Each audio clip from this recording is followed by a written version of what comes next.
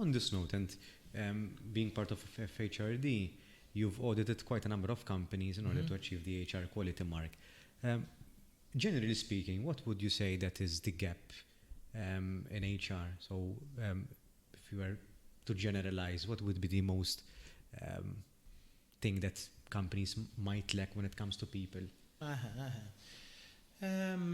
I think sometimes when it comes to strategy.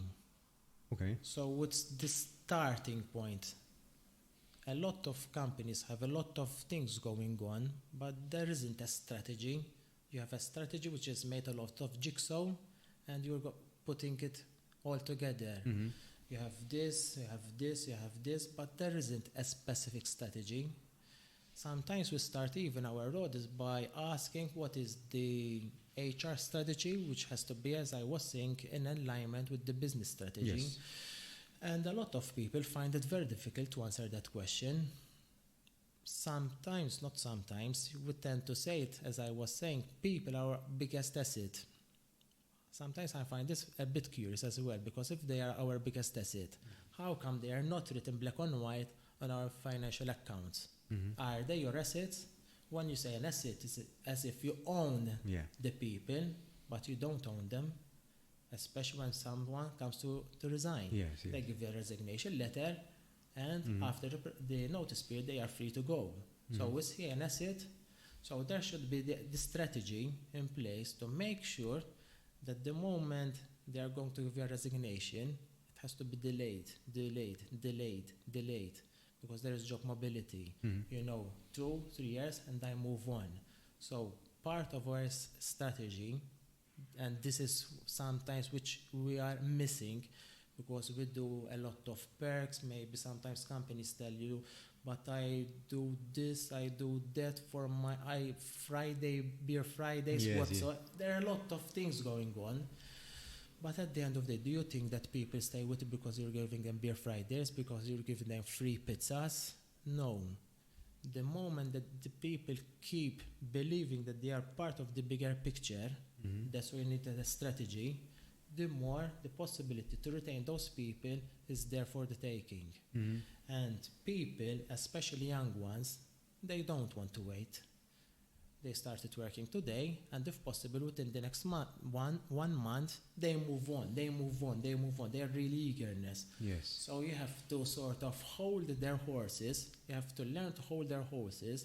You have to sell them the bigger picture and what you're going to miss if you're going to leave the company. But in order to do so, you have to give them a path.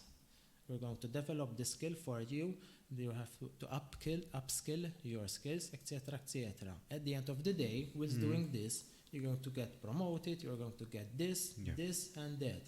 So we're building this together, And yes, there are people who believe in job mobility. There are people who are happy to have a lot of organizations written down their CVs. But to be fair, there are other people who prefer to stick to a company, especially when they find that they are really and truly a fit in a company, and that company fits in their beliefs, in their values.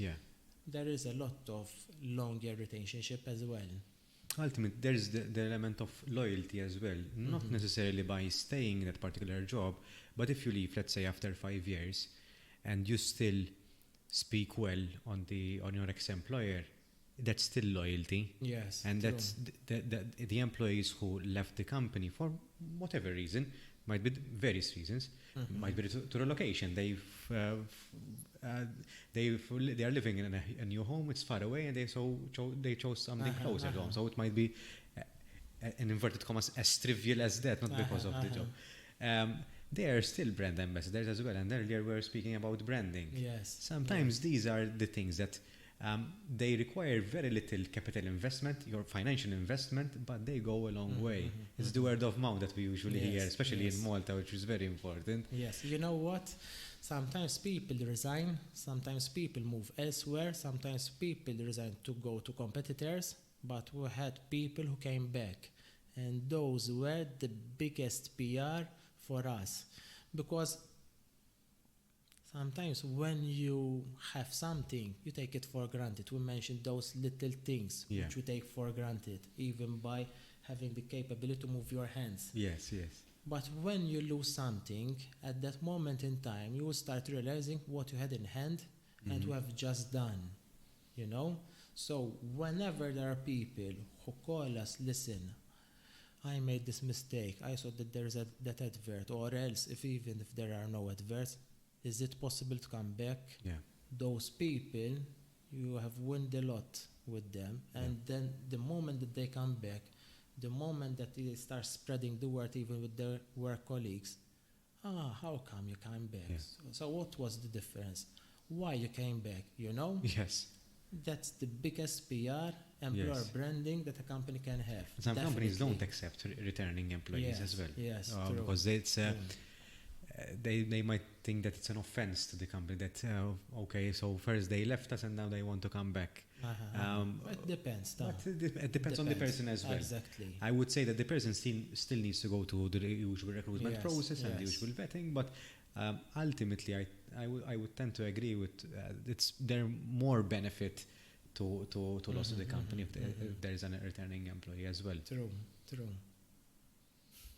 Mark, thank you for this conversation. I think I've learned a lot from an HR perspective as well. So I appreciate your insights that you've shared with me.